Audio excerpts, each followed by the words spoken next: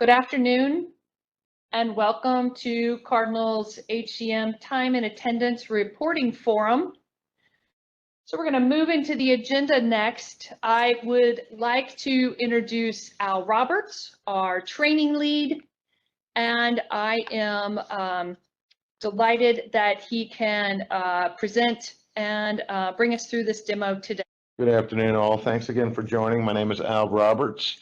So we've got a pretty good agenda to go through with you here today. First, we're going to talk about the different roles, the different time and attendance roles that have access to the reporting functions that we're going to be discussing today. Then we're going to take a look at our TA reports catalog. We're going to take you out to the Cardinal website, show you where to locate that document, and then show you some of the great information that's available within it for both the reports and the queries. And that'll be a great transition to when we actually talk about some of the key TA reports. There's 4 reports that we're going to go through with you here today. We're going to start with the timesheet schedule exception and overtime review report. From there, we're going to move in and we're going to talk about the employee leave report, the hourly employee tracking report, and we will finish up with my absolute favorite of all of the time and attendance reports, which is the timesheet report.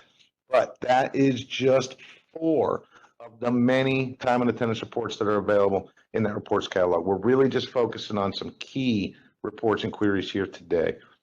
Once we transition over to the TA queries, we're going to take a look at the absence adjustments query, the time entry audit query, and the time approval audit query. Once we get through all of that, we're going to talk about some additional resources and additional support that is available for you outside of today's webinar. And then we're going to move into our questions and answers. With that, we're going to move on and talk about our roles of reporting. All right, so first we're going to talk about the different TA roles that have access to the reporting functions. And this is really actually pretty simple. All of the core time and attendance roles have access to generate and run the various TA reports and queries. Those roles do include our timekeepers, our time and labor or TL administrators, our absence administrators, delegations administrators, and yes, even our time and attendance and absence management supervisors / approvers.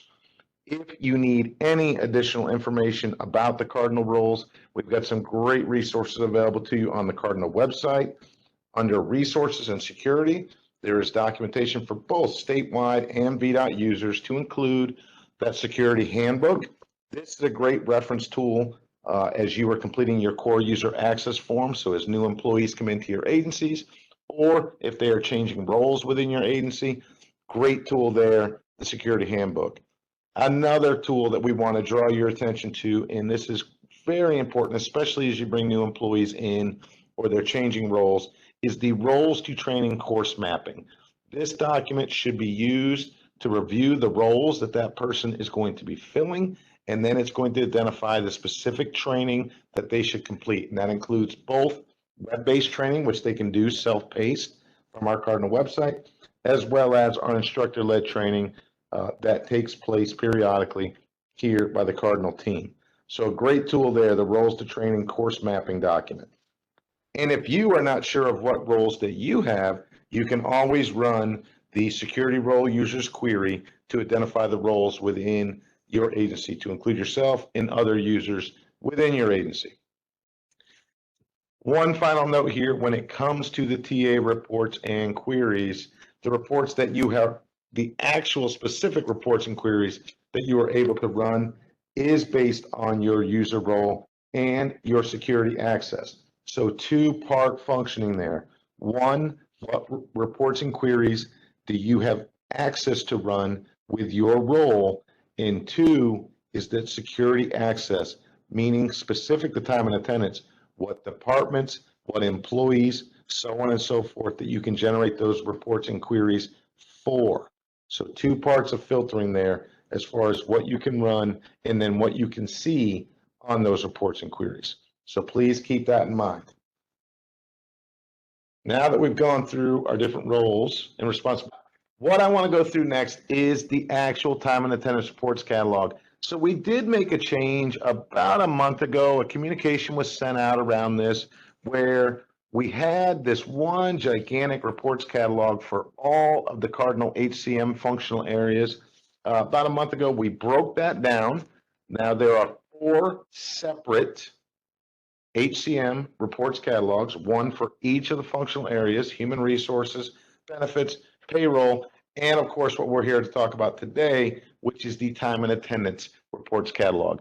So the way to access any of these reports catalogs, really simple. Once you get to the Cardinal website, which I know by now you all have got booked as a favorite in your internet browser of choice, you will come here to the Cardinal website homepage, you will click on resources, and then you'll scroll down there and you'll see reports catalog. And once that page refreshes, this is where all of our reports catalogs live. Now there is a search functionality at the top. Great news here. We've only got 9 reports catalogs. You don't have to filter at all. Just scroll down on the page and you will see all of the reports catalogs. And what we're going to do here today is take a quick look at the time and attendance reports catalog. Now these documents still are fairly sizable. They take a few seconds to download. It's already done here for us. And what I want to do is I just want to take a look at one report and one query with you here, not a specific report or query. We're just going to look at the first of each and just go over some of the information that's available here to you in this reports catalog. So as we scroll down to the table of contents, we're going to find the first report, which in this case is there's our query. So we'll look at the queries first. So the absence accumulators results query. This is a dynamic table of contents. So if you just click on that item, it'll jump right to that page. For every query in this reports catalog, you are going to see this information. The last time that we revised it, which in this case was September 15th, 2021, you'll see a description, which should give you a general idea of what you will see in this query, what kind of key information there. You'll also, in some cases, see some recommendations as far as how often or when to run that specific query. You will find the navigation path. Very important. You're going to use that navigation path in Cardinal to access that query. Down below that, we see the input and search criteria. That is just the different parameters that you can use to define the exact data that you want to see in that particular query. So in this case, you see we've got the business unit. You can filter by employee ID, the specific accumulator, a date from and through date, and of course there is the max all, which will basically just give you everything. To the right of that, we see the output format. These are the two formats, and it does vary by query and report, but this particular query is available as an HTML web page and also as an Excel document. And of course, based off of your business needs and your personal preferences, you would choose the output that works for you. But if you want to be able to filter and use that data in any way, Excel is obviously the recommendation. Some of our reports and queries will contain some additional information, and they will all have sample screenshots of what that query or report will look like. You will see here in this screenshot that there is redacted information, that blurred out information. Same thing you're going to see during our demonstrations here today. Any kind of sensitive information, name, employee IDs, addresses, anything of that nature is always going to be redacted in all of our training materials, as well as our demos when you come to webinars and training with us. So that is a query. We're going to come back up to the table of contents and go to the reports. And the first one we see is the absence data upload error report. Great report for our interfacing agencies. But same information basically. You see a revision date, you see a description of that report, sometimes some recommendations around it. Of course, we're going to give you that navigation path that you will follow in Cardinal to generate this report. And then you've got your run control parameters, again, how you can define the exact data you want to display, along with the outputs that are available. And in this case, you see PDF and CSV. For those of us that aren't as technical savvy, such as me, CSV is just another fancy way of saying an Excel document that you can open up, apply filters to, and all those things based off of your personal preferences or your business needs. So that is what our reports catalog looks like. All of our reports and queries are out there. I think currently we're missing a couple of queries, but we're in the process of adding those as we speak. So this is a very comprehensive document of all of the different reports and queries that are available in time and attendance. If you have roles in other areas, two things I want to point out to you. One, we've got a reports catalog for each of those functional areas. So you would just go to that document and open that up. And two, more of these type forms are coming in the future around each of our business areas. So keep your eyes out for those invites if you have those roles. And that is just a quick tour of the reports catalog. And you got some bonus information there about the Cardinal website that hopefully will help you out. One more thing before we move on, and we will circle back on this at the end. I want to remind you that there are also job aids available.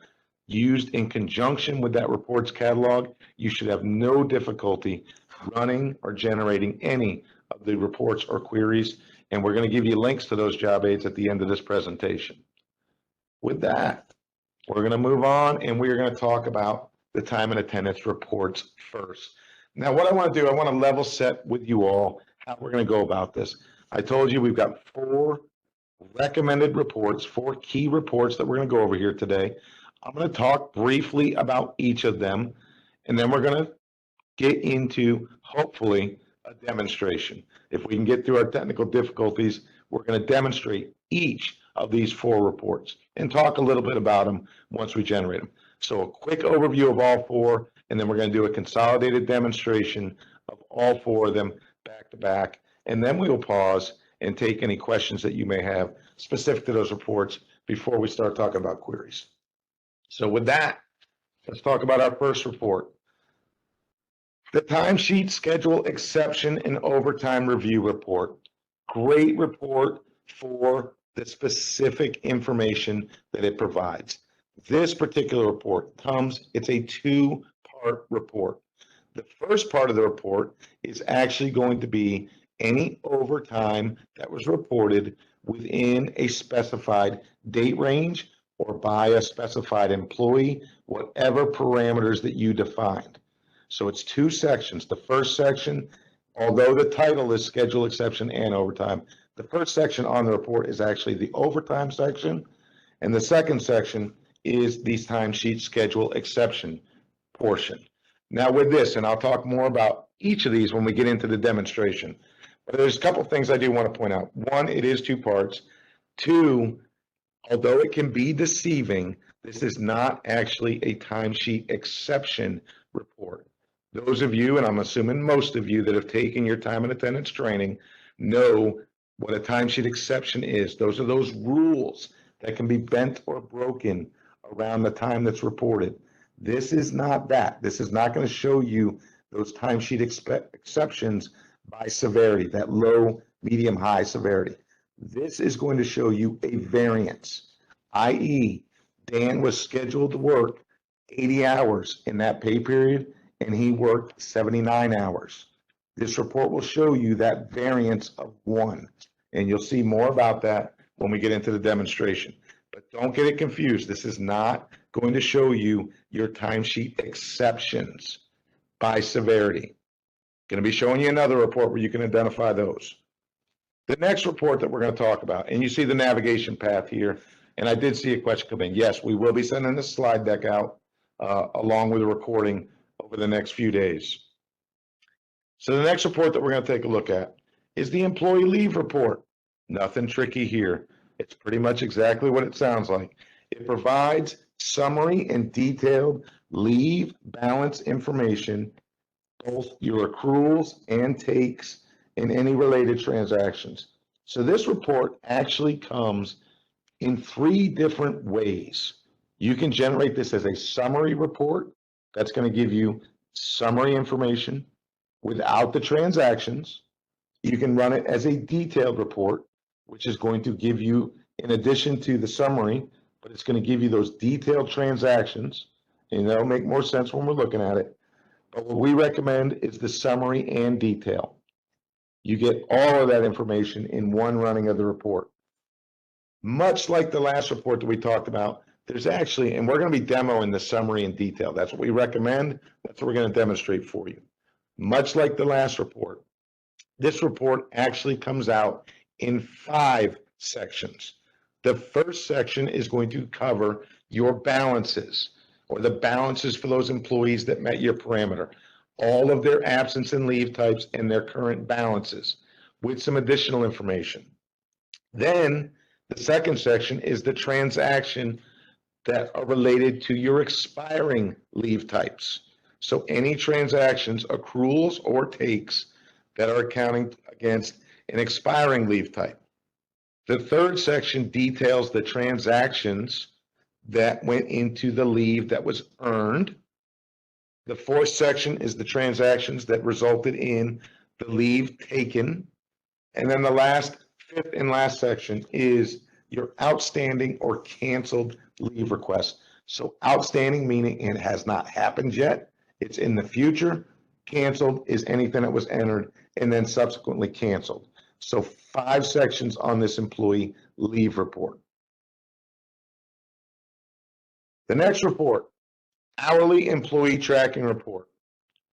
Very critical if your agency has hourly employees, contractors, things of that nature. We're all well aware of the yearly limit for every 365-day period. There is a limit to the number of hours that an hourly employee can work. It starts at 1,440, I believe, something like that.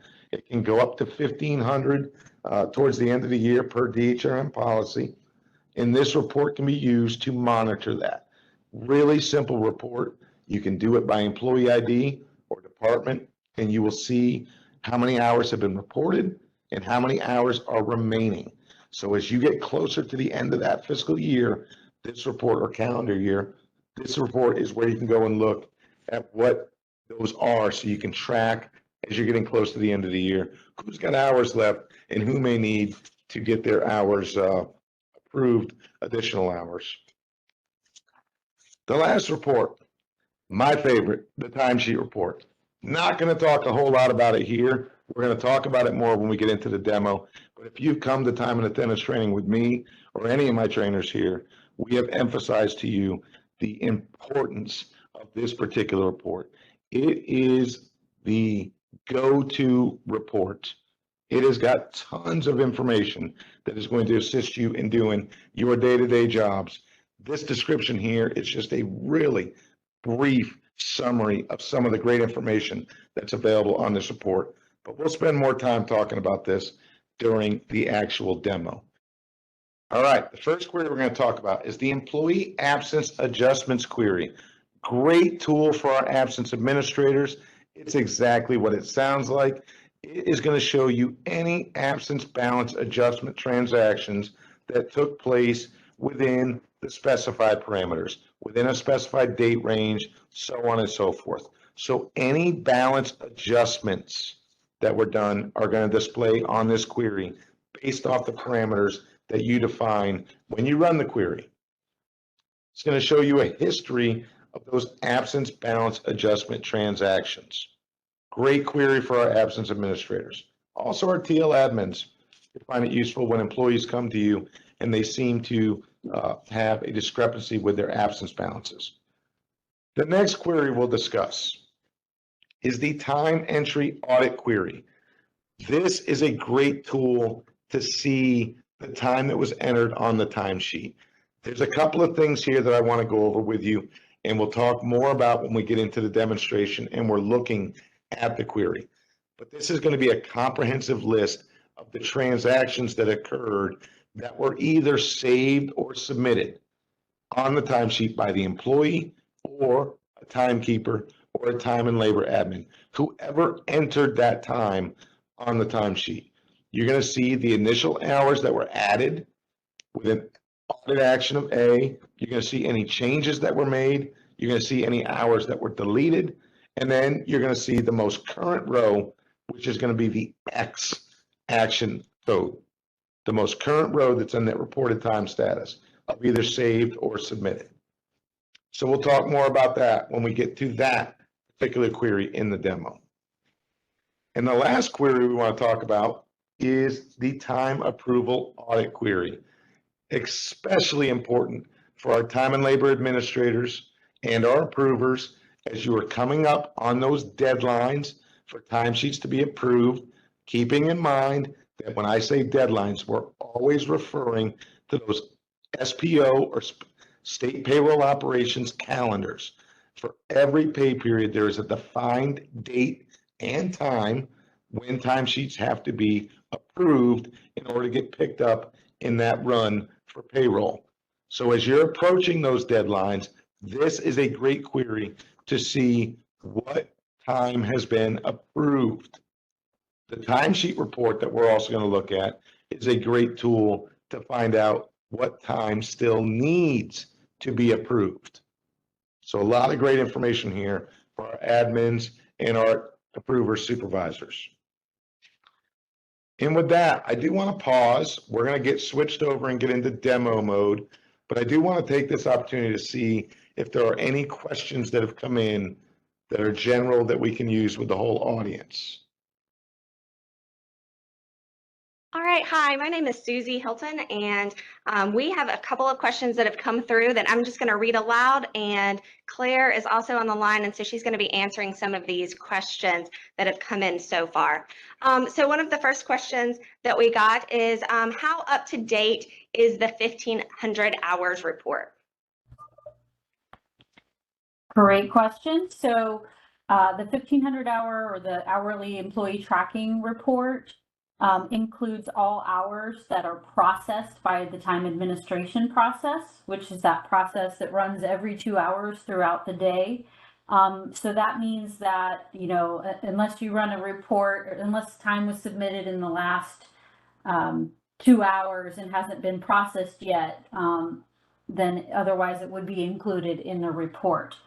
And because it is including hours processed by the time administration process, it is including both submitted hours, even if they have not been approved yet, they still will be included in that hourly employee tracking report total. All right, so we have a question from an interfacing agency. We're interfacing hours from Kronos. Are those reports also available for us? Yes, interfacing agencies can run the same reports, the timesheet report, the hourly employee tracking report, and the others. And yes, the interface time is included on those reports. And we have a question about the hourly employee tracking report. Is that showing hours that are entered or hours entered and approved? Both. So that would be all hours that have been processed by time administration. So anything submitted within the outside of the last 2 hours should be included, even if not approved.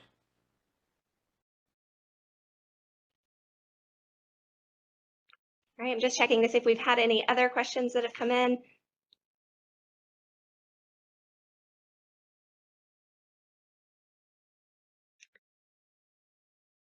Can other Cardinal roles outside of absence management use the absence adjustments query? Yes, so all core time and attendance roles have access to run all of the TA queries, including the absence management queries. And I know sometimes we get this question from agencies who use Payroll Service Bureau, who serves as the absence management administrator for those agencies. So yes, your agency can still run the absence queries and reports with your core users, your supervisors and up. And time and labor administrators can run those absence reports even without the absence management role.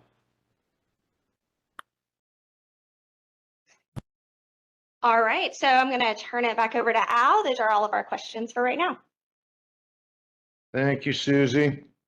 All right, I hope that you all can see our screen here. We are logged into our training environment, and we are going to be going through those demos. We're going to start with the reports, and then we're going to move over into queries, and we will have more time after that to go through any questions that you may have related to any of those reports. So the first report that we talked about was the timesheet schedule exception and overtime report. So again, using a combination of that reports catalog, which will give you the navigation path that we're about to walk through here, along with that job aid on how to generate a Cardinal HCM report, you should have no difficulty generating any of these reports. So we're going to start by navigating. We've opened up the nav bar. We've got that little diamond up in the top right-hand corner. That opens up our nav bar. And then we're going to go to our navigator. Pretty much everything that you do in Cardinal, all of our training documentation almost always starts with a navigation path. This is what you're doing. You're accessing that navigator, then you're just following that path.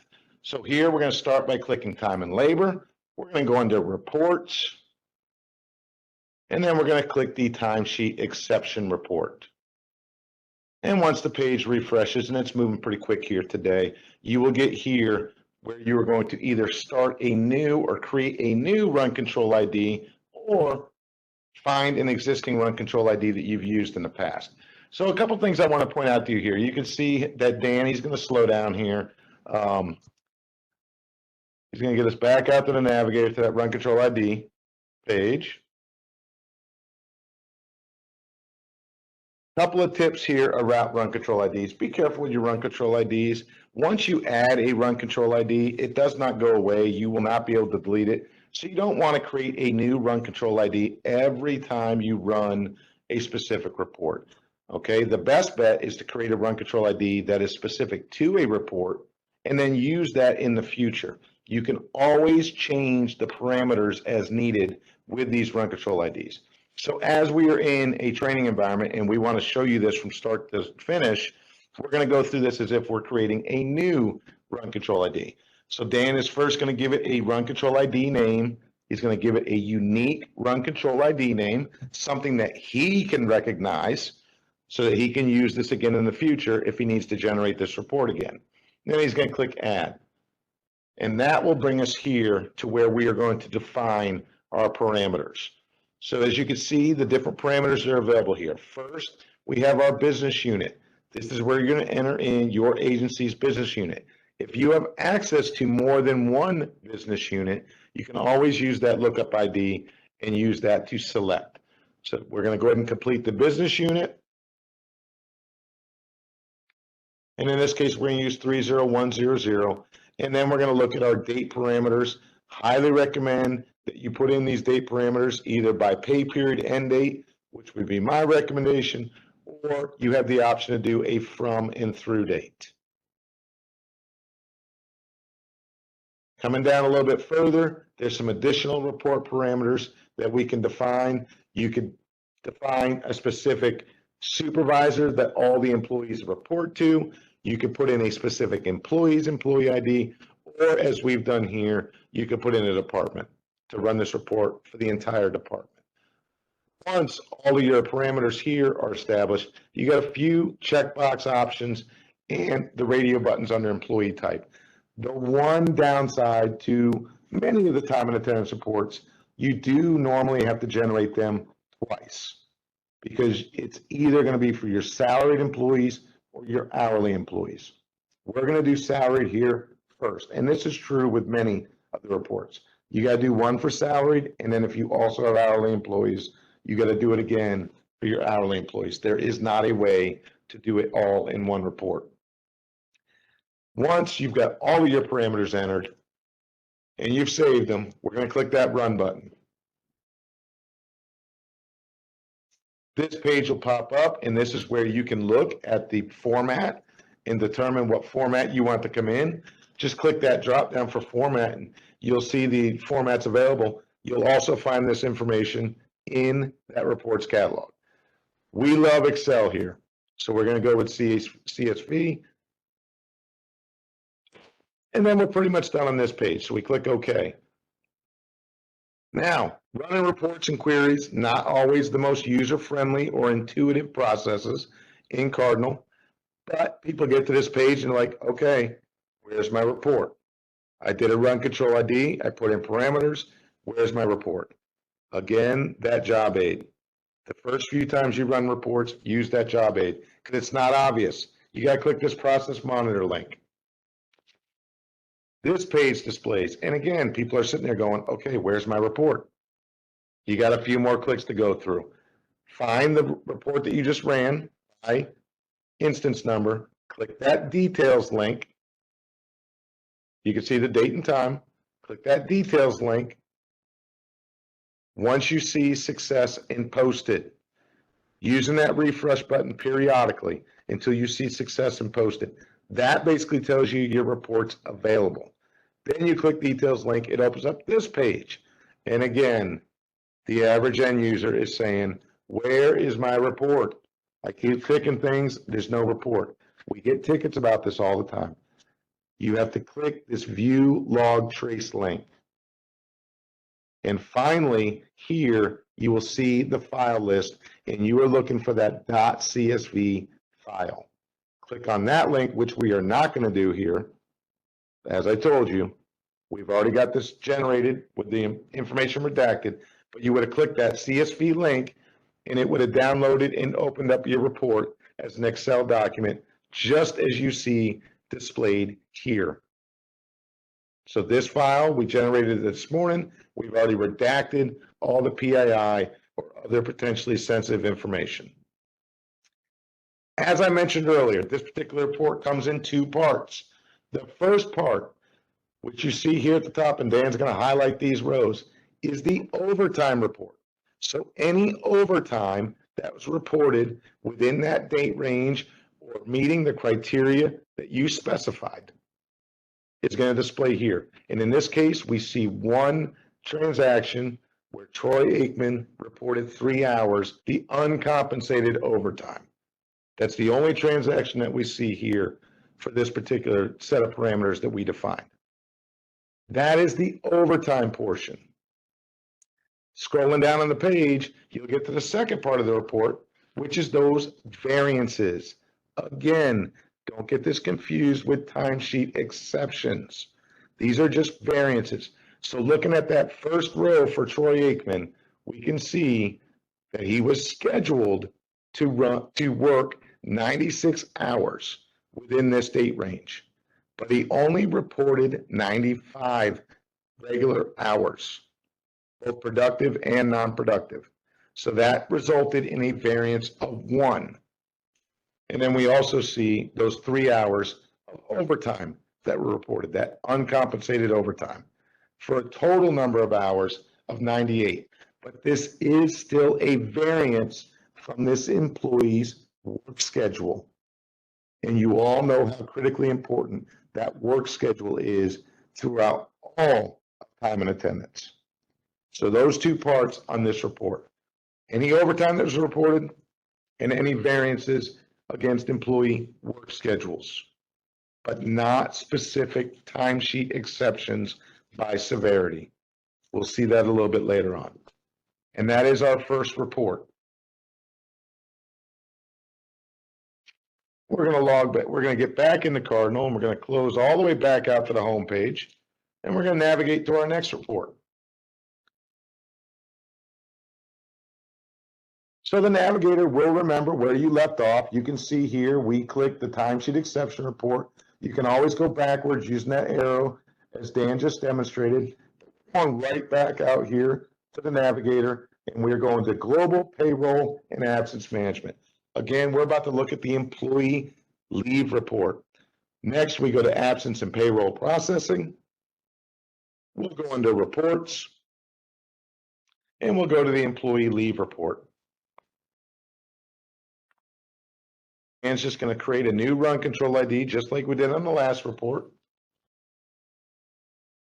And then once we get here, we get to our parameters. Again, we can do this by business unit. That's a required field. So anytime you see the asterisk, you must complete that field. But you can also filter this down a bit more by either department or employee ID. And what Dan is doing is he's doing a specific employee ID for this particular transaction, for this report. As I mentioned earlier, 3 different ways you can run this report: summary, detail, or summary and detail.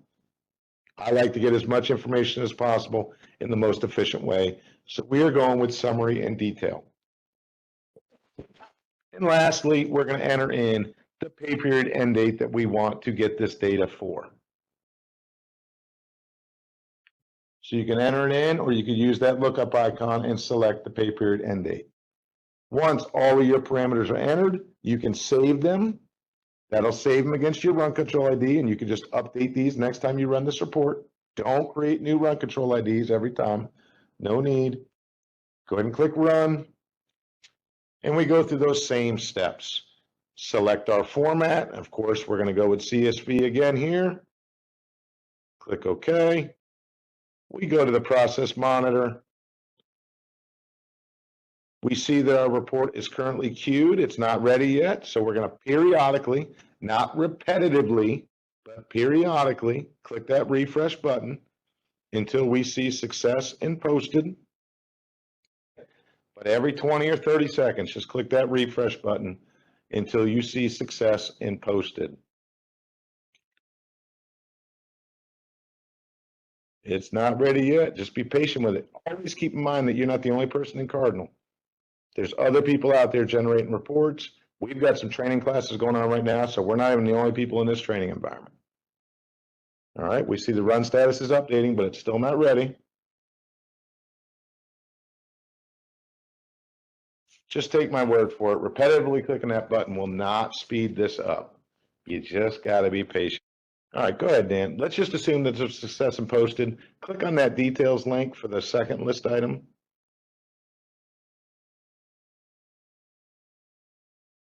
Okay, and we go to view log trace and then open up the CSV file. So just try to save you all some time. We're not going to wait. Like I said, we've got a training class going on right now, and they may be down there generating some reports. But we've already got this report generated, and here it is. The employee leave report, summary and detailed information. So we're going to highlight rows as we talk about them here, but 5 sections on this report when you run it as summary and detailed. The first section is going to be the balances. So you can see as we look across and we'll look at the compensatory leave row, we can see the balance forward as 0, earned year to date. So any balances, any compensatory leave that has been earned year to date, which in this case was 20 hours. The next column shows us any compensatory leave that was taken year to date, which is 0 in this case. You'll see any adjustments that were made year to date and any donations that were made year to date. And of course, that results in your current balance. So for this particular employee, as we followed it through, they brought 0 forward. They've earned 20 hours year to date. They didn't take any, they didn't donate any, and no adjustments were made. So their current balance is 20. And then you also see the maximum balance and expired balance columns out there to the far right. That is the first section. And you will see a row for every balance that that particular employee is carrying. Remember the parameters for this report, we used a specific employee ID. So we only see one employee here. The second section is going to be the history transactions related to the expiring leave types. Okay, so here we see ERL, organizational recognition leave, and comp leave non-exempt. And you see the transactions to include the date that it was taken or earned, the number of hours that were earned or taken. And those result in the current balance. But that is only for the expiring leave types in that section. The next section down we see is a history of transactions that were earned. So these are all the earned accruals. And we see these are all vacation list items. By date, how many hours were accrued in the end balance as of that pay period's end date. So as you start at the top here, on 1/24/2022, they earned 9 hours, resulting in $450. 2/9/22, the next pay period end date, they earned an additional 9 hours, and the balance went up. Okay, if anything happened in between, you'd refer to the other sections to see those balances that were taken. This is just your earned. The next section will detail the transactions for any hours that were taken, to include the date it was taken, the type, and so on and so forth. Number of hours, all the way through. So you've got a section of your earned, and then you're taken. And for the taken, you see not the dates, but you see the date range that it was taken in. And then finally, at the very bottom, we see that last section, which is any outstanding leave take requests or canceled. So if it has not happened yet, it's future dated. We'll see it on here as outstanding. And if it was canceled, we will see it with a forecast status of canceled. But that forecast status, especially for those of you with TL admins, absence admins, you want to pay particular attention to that forecast status to make sure that you're not going to have employees that end up with pay docking because they put in a future dated absence and they've used dates since then and no longer have enough balance to cover it. So a great report to take a look at. A lot of information here. But again, that's the summary and detail, which is what we recommend utilizing. And with that, we're going to move on to our third report. So Dan's getting back to the navigator. It's going to remember where he was, but we got to go back all the way to the beginning because our path has changed a little bit. We're not going under payroll and absence. We're going back under time and labor. So he's going to navigate all the way back or just click that one icon to start right back at the beginning. Go under time and labor, reports, hourly employee tracking.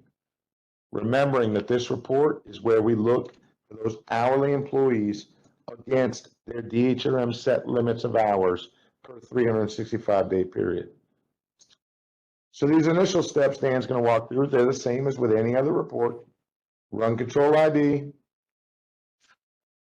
He's going to put in some parameters.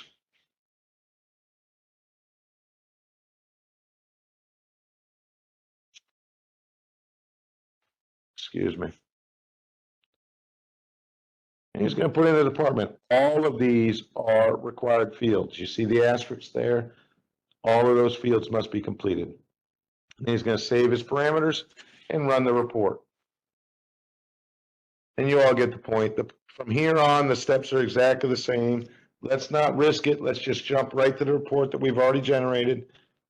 Again, you click the details link, you go to the view log trace, find that CSV file, or whatever you downloaded it in, whatever format, and it pulls your report. This is a really straightforward report for your hourly employees. We see here very tightly defined parameters. We got one employee, John Doe, in position number, what's there, processed hours, that's how many hours have been processed through the time administration process, their hourly limit of 1,400, the year start date, the year end date, so that's that 365-day period, and how many hours they have remaining. Very straightforward report here. Use this report as you're coming up at the end of that contract, at the end of that year, to make sure that your hourly employees, your contractors, have enough hours remaining to cover what they are doing. Really straightforward report. Very helpful if you have those contracted hourly employees at your agency. And as we get back in the Cardinal and get back into our navigator, it is that time to go to my favorite report of all of them, the timesheet report. A lot of great information.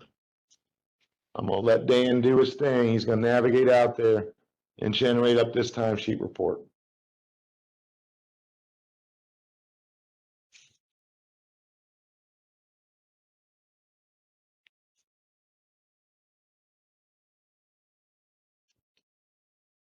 You'll see here, this again, another report where you've got to run it twice, once for your salaried employees, once for your hourly employees,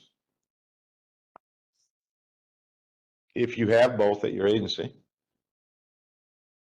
He's putting in some other parameters. There's a lot of information that comes out in this report. So the more parameters you can put in to get down to specific information you want to view, the better off you're going to be.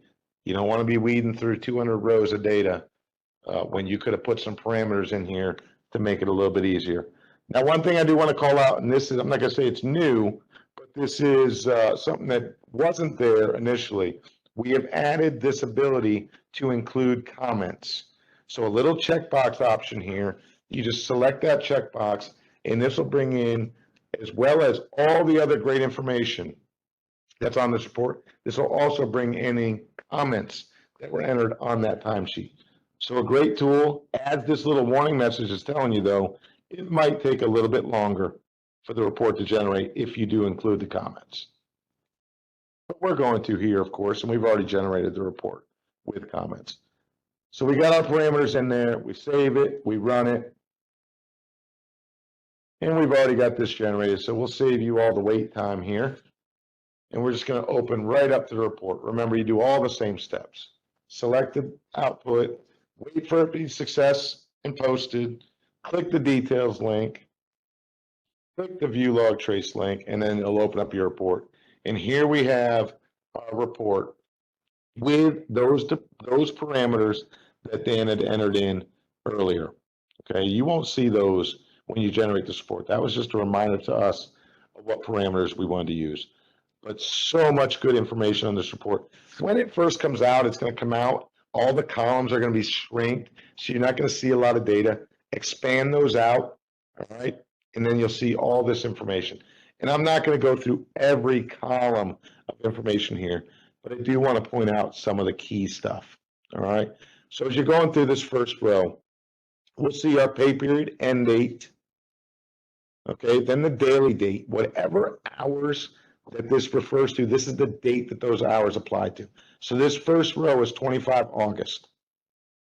Come over, you see the employee's department, the description of the department, who they report to for approval. So you see that position number. In this case, ACS 00180. You see that position number. So as a time and labor administrator, this report, as you're nearing those SPO deadlines, great report to run. Who still needs time approved and who needs to approve it? You can get that information right here, along with a lot of other great information. We see the name of the approver, so you know who to reach out to. The employee's position number, the employee's name, their work group, their schedule, that work schedule that they have, any rotation ID, their pay group, what type of time reporter they are. Are they a positive time reporter or an exception time reporter? Your TRCs. This first row, we see that regular hours is what we're going to focus on here.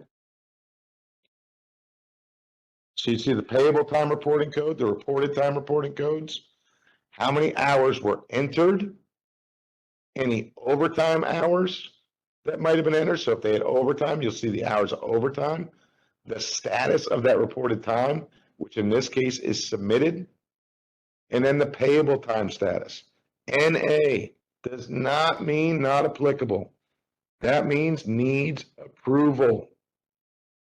And then the source, was it online or interfaced?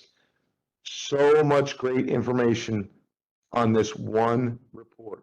There's probably 5 or 6 other time and attendance reports that could give you pieces of this information. But why do 5 or 6 reports when you can just do this one and get this? Now, we don't have an example here on this row that we're looking at, but that next column next to source, that is the exception. So if there are any timesheet exceptions, you will see an L, M, or H, a low severity, medium severity, high severity. Great information. Any chart fields that were entered, you would see displayed here. Was it flagged as telework? And there's your comments at the very far right. If there were comments entered by the employee or timekeeper for those hours that were entered, you would see those comments here. Tons of great information on this one report. What I like specifically about it, as you're getting up on those SPO deadlines, as you're coming up to it, run this report. See what time still needs to be approved. See where there's timesheet exceptions that need to be reviewed and looked at and potentially resolved before those deadlines. And then reach out to those approvers and make sure that time is getting approved in a timely manner before that payroll runs. Okay, so this is not a report that you run once. This is probably something that you are running multiple times as you come up on that particular deadline from SPO. And the last thing I'll mention to you here Another great way to put this tool to use for you, if you've taken any kind of Excel training, just as simple as putting some filters on this report is going to help you in your day-to-day job. All right, you can filter any of these column headings, and that'll help you out. If you've learned a little bit more about Excel, like how to apply pivot tables and things of that nature, you'll find ways to get this report to do your job for you, honestly. A lot of great information here. It's just a matter of learning how to run it, analyze it, and then take action on it. And that is the last of our report. So I'm going to pause there and see if we've got any questions that have come in. Nothing. All right. So we're going to get back into Cardinal, get right into our queries.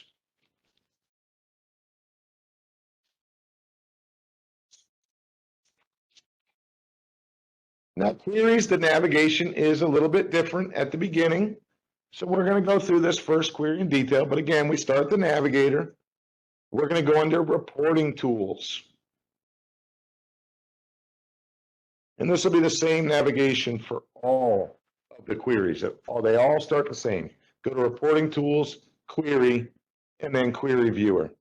When you're running queries, it's really all about, the most important part is entering in that query name. So this one is V_TA.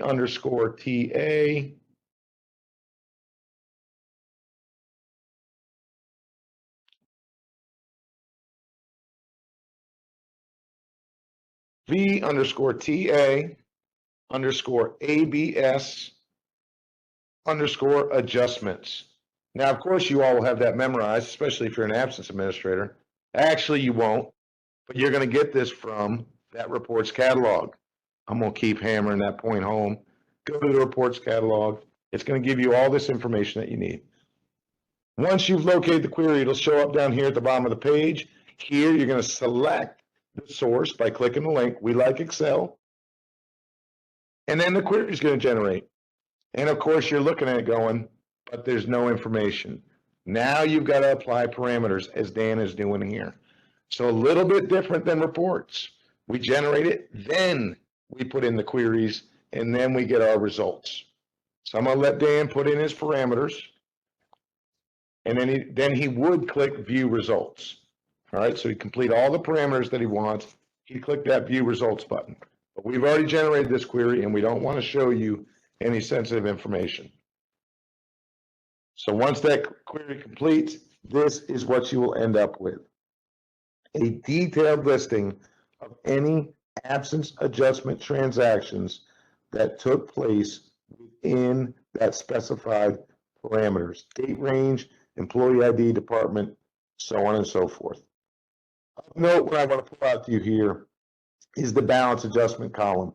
All right, you're going to see both positive and negative numbers there.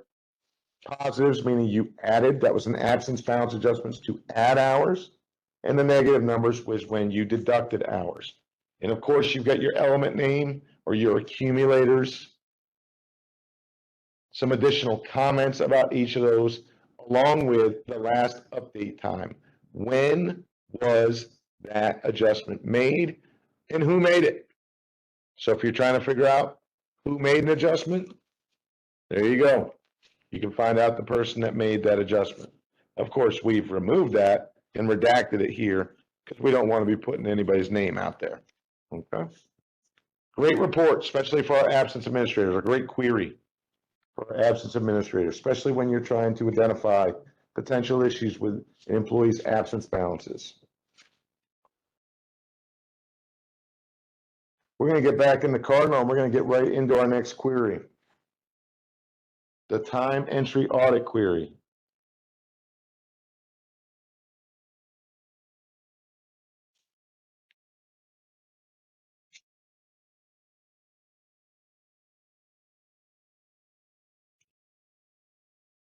All right, so remember that initial navigation is all the same all the way up until you get to the query viewer. I got you.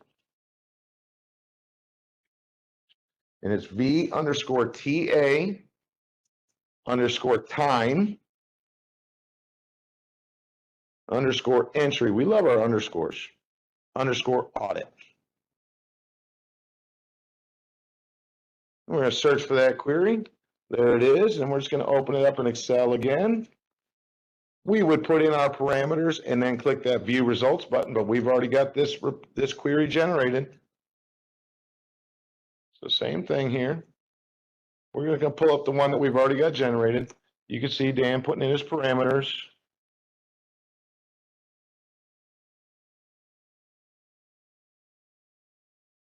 Nope, we're not going to do that. I'm going to pull up the one we've already got generated with the employee information redacted. And there we go. Now I've actually got this filtered down. This is a very long report, depending on the date range that you put in.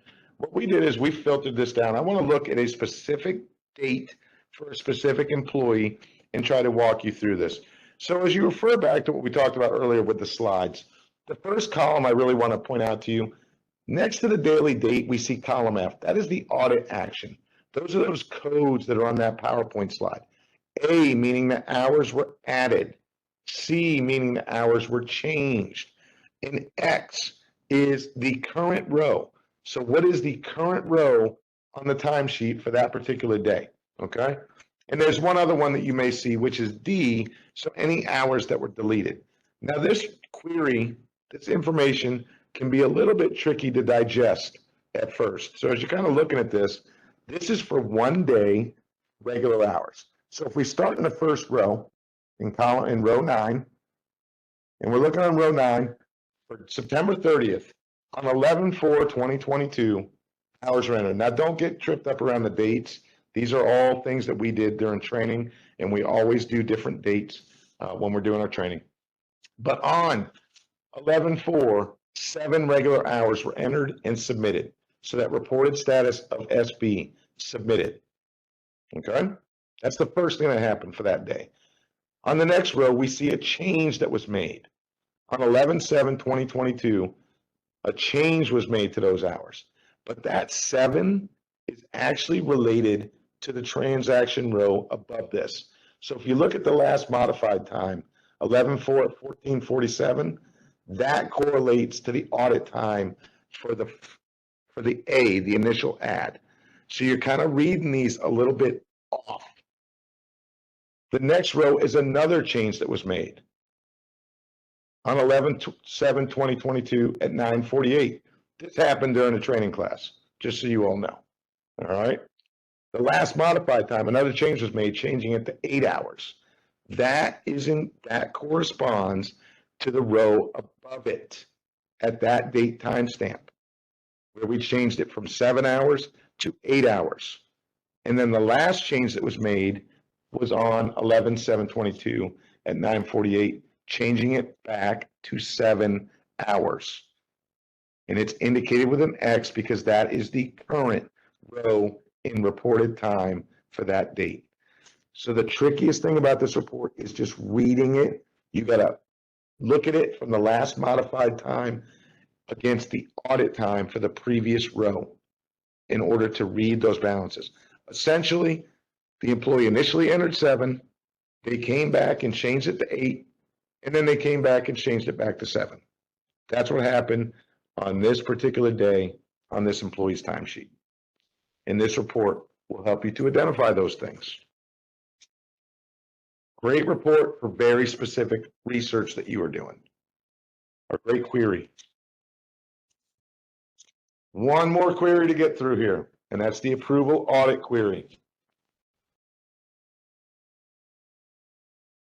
So as we get back into Cardinal, back to that query search page. All right, this one's V_TA_time_approval, and then audit_audit. We search for that.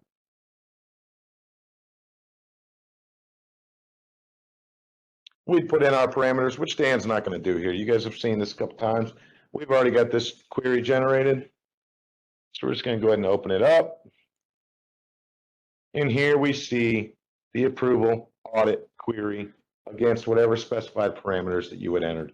And what this query is going to tell you is who approved time. So if we look at row 11, I want to focus there on row 11. for John Doe employee for the daily date of September 1st, 2022. That time was approved on September 12th, 2022 at 1:32 p.m. by an approver whose name would be there that's been redacted. And the current status is PD, which is paid in this particular case. So this query will tell you who approved time. So if there's any ever questions about that, this is the query to go to. Keep in mind though, this query will not tell you what time still needs to be approved, but the timesheet report will, and we showed you that one a bit earlier. So those administrators, you're monitoring approvals, coming up on those deadlines, this is not necessarily the query that you want. The timesheet report will help you with that. This is more about, okay, the time's been approved, but who approved it and when? Now, one thing I wanted to point out to you here, when you run this, you will see some rows with weird data like an approval date of 1/1/1900. That is a conversion date. So anything with a date prior to your agency's go live in Cardinal that was converted in will show up with a date such as what you see here on our query. Another great query, and the last of the queries that we're going to be showing to you as part of our demos. So with that, I am going to turn it back over to Jolene. She's going to talk about some additional resources that are available to you, and then we're going to open it up to some Q&A. Thank you to Al for that great presentation and for Dan driving and prepping all of that information. So I want to just run through two quick slides. And also address the fact that we are going to send this deck as soon as possible. So you have some of these links and references, and then we will follow up with a recording after that. So you'll get two separate emails from us. As you all already know now, all of our training and support materials are posted out to the Cardinal website. We want to highlight several here. The first is the big WBT Cardinal reporting for HCM that many of you took before go live. And some of that was over a year and a half. So if you're feeling that you want more, you want to be able to navigate around like Dan did and just feel more comfortable, this is a great WBT. It's just under 90 minutes and a good use of your time. If you don't have that much time to dedicate it to those things, you're an occasional user or you're a first-time user, we encourage you to use either one of these job aids, generating an HCM report or running an HCM query. It will literally step you through step by step. And especially as you get into the complications of the process monitor and how to pull up those files. So all the information is there and you can really feel confident. Download that and have it when you occasionally run queries or reports. And then Al has mentioned this again and again.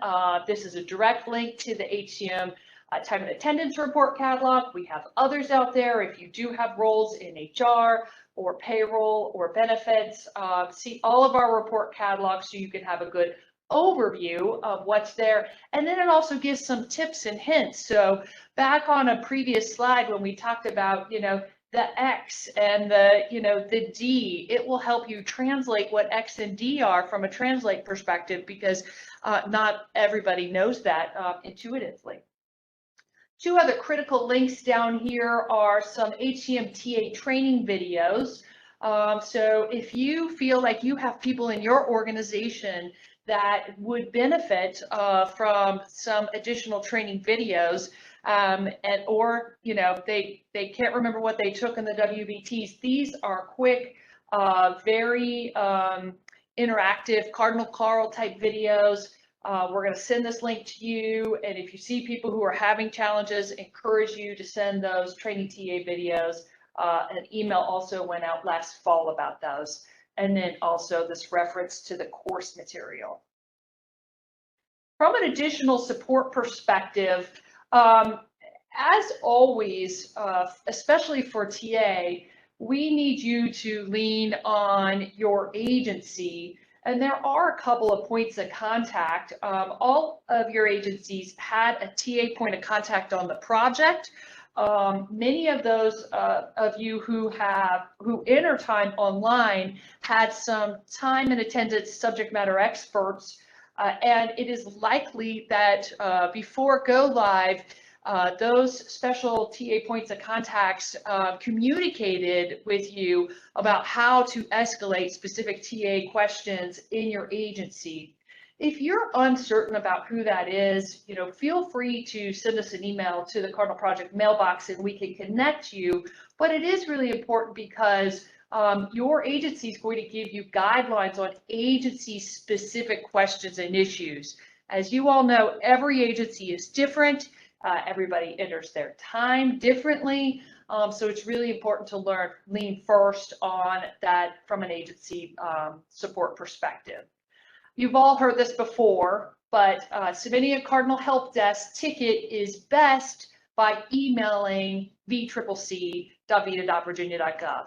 When you include Cardinal in the subject line, it automatically routes it to us in our help desk. So we see it first. And then if you could also include additional information besides just Cardinal in the subject line, for instance, Cardinal TA report for timesheets. It helps us better route those to the 100+ team members. In the email, please provide as much detailed information about your issue, the functional area, maybe the page, actions you're taking, an error. The better information that you can provide us, the quicker that we can assist. Also, especially for users who are not supported by Vita, sometimes we don't get information like email, for instance, like your phone number. So include your name, email address, and a phone number where you can be reached. So if you're not at your desk, you may provide an alternate phone number so we can connect quickly with you. And then finally, this last one is for DHRM policy. These are for specific policy type questions. You'll email their policy mailbox at policy@dhrm.virginia.gov. Questions that go directly to them and should not come to the Cardinal team is, how do I report an early dismissal? What code do you want me to do for that? Or which leave type should I use for a particular administrative leave case? And they'll be able to connect and assist you with your very specific policy questions. Thank you for your time and attention, and I hope you found this useful. As we mentioned earlier, we want to do this in other areas as well, and we look forward to seeing you soon. Thank you.